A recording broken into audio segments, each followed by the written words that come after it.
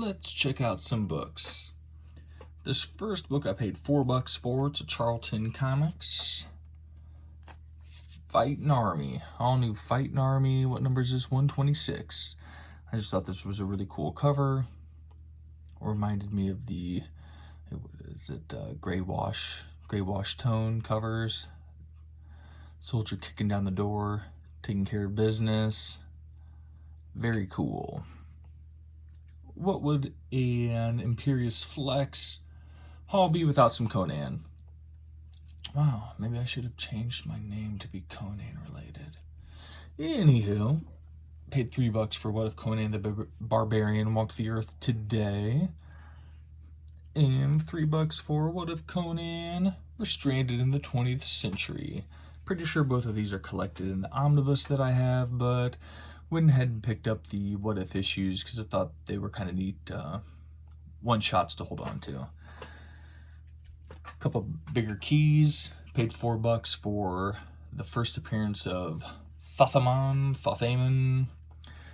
This is my second copy of this one. This is not, I couldn't remember. It's a pretty decent copy. It's mid-grade, kind of at best. And I thought I had a decent grade too, but it did come out grade lower than the one I already had, so that's cool. And I paid $5. Didn't have this one. This can go for some money. It's not the nicest presenting copy. There's some chew up top. It's a bit dirty, but for $5, got this giant size Conan, Hour of the Dragon. Really cool. Probably, in my opinion, one of the better Gil Kane covers. Gil Kane does a lot of the Conan covers in the just the volume 1, the Marvel series. I don't love all of them. This one, top notch in my opinion. All right, here we go with another Charlton. Paid $5 for the first appearance of the Fightin' Five. I don't know if I didn't take any notes. Don't know when this is from. Probably the 70s, right? Here's another first appearance. $7 for OMAC, One Man Army Corps. Which, look at this. What is going on? Don't know anything about this, to be completely honest. The only thing I know is it's Jack Kirby. What is going on there? It looks like she's in a box of water. Her parts are not where they should be. He's chucking that by. What is happening here? I don't know. Like, if this doesn't make you want to open it up, I don't know. You're like, what the heck? What could be happening? A couple more here. $20 for this Enemy Ace. Cool Joe Kubert cover. Paid $20 for this. Probably at the end I got some bucks off for the total. Let's just go forward. Key Collector app says this goes for low grade $18, mid grade $15, high grade $260. This is from 1965. Showcase presents number 57. Cool cover. I like that. I've been kind of scoping out some more books to pick up, and this is a pretty nice cover. I like that. How do I want to do this? I'll show the magazines last. This is the last book I picked up from the slot. What I like to do is I take up a bunch of comics and I say, hey, I'm spending X amount of dollars here. See that wall book up there? What are you willing to take off for that? I mean, sometimes we go back and forth. Sometimes I say, okay. Sometimes I swing a better deal. This is the first appearance of The Growing Man. $30. It's a pretty solid copy. I mean, it's solid mid-grade. There's no tears or anything out of it.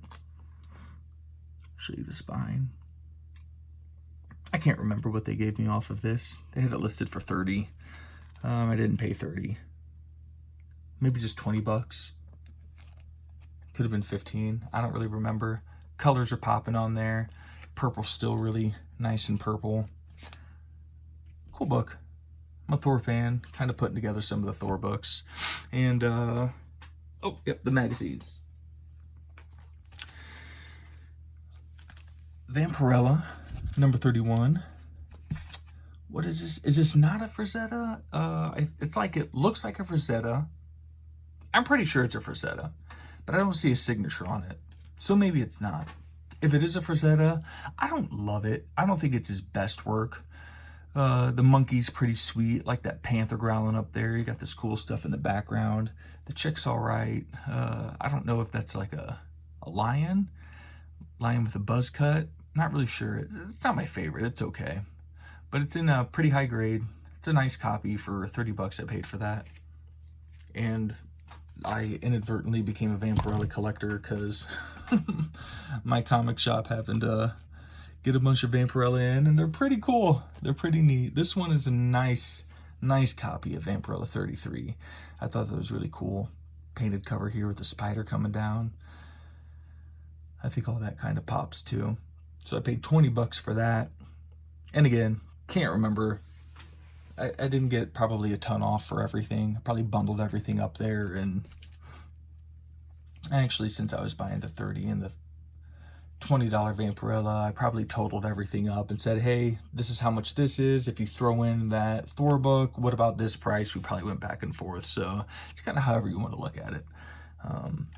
All right, so what I'm doing now is I'm kind of showing some bigger books, some cooler books, stuff that you don't come across all the time, as I'm showing the more, I guess, run-of-the-mill filler books, but that are still really cool. Anyway, place I work for, I think during Christmas time, said you can have a gift card to X amount of places. I shouldn't say X amount of places, to certain places. Pick a place and you can have it. So I went ahead and picked eBay, knowing that I'll shop there. I think it was like a $30 or $35 gift card. So I went ahead and picked up, I had my eye on this book here, Marines in Battle, number 4. Where is it? No, I don't know. I don't think, did I write it down? Oh, that's terrible. Is it number 12? I'm not sure. Oh no. Anyway, it's a really cool Russ Heath cover. I love this cover. I think it's super neat. I like the white. I don't usually love white covers, but for some reason, I like this one. The red really pops on there. You can tell he's really feeling the heat. Getting his bayonet set. It's really neat. It's not the most prominent, but still a pretty cool date stamp on there. September 19th. It's 1954. I'm just wondering what issue this is. Let me open this up for you. What did I pay for this? I wrote it down somewhere. Now I don't have it. Anyway, I want to say it was probably like 100 some, 90 some. I had 30 bucks off. I want to say I paid like 60 some out the door for it. And it's a nice copy. Obviously, it's not a 9.8, because then whoever's selling it would want thousands upon thousands of dollars. Let's take a look real quick. I don't see it.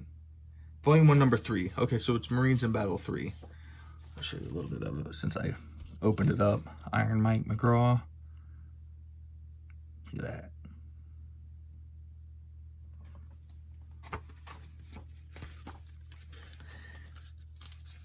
Got a couple more books to show you. Okinawa.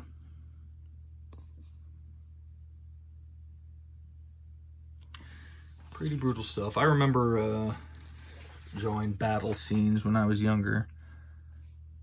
I wanted to go into the military. I did not.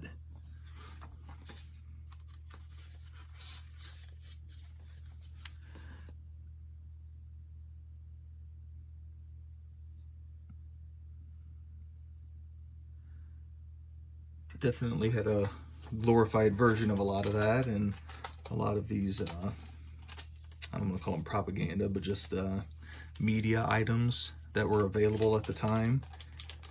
You know, definitely respect to troops out there.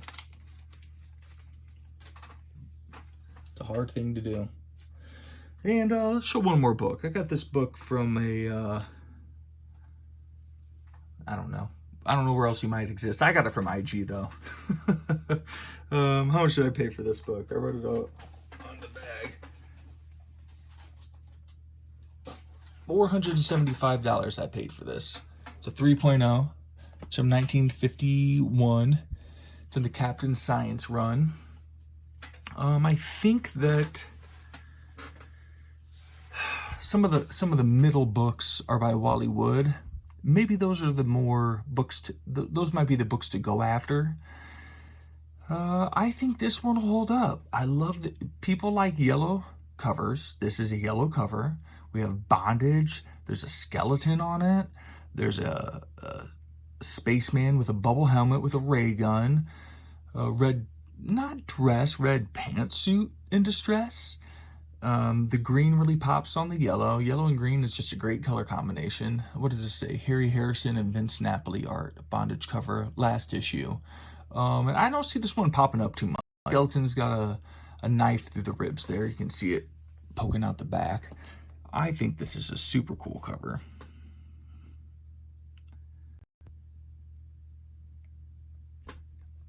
And again, those Wally Wood covers, those seem to be the ones to get, but for my money, super cool, this one. Can't beat that. Captain Science number 7, 1951. Anywho, more comic books are on the way.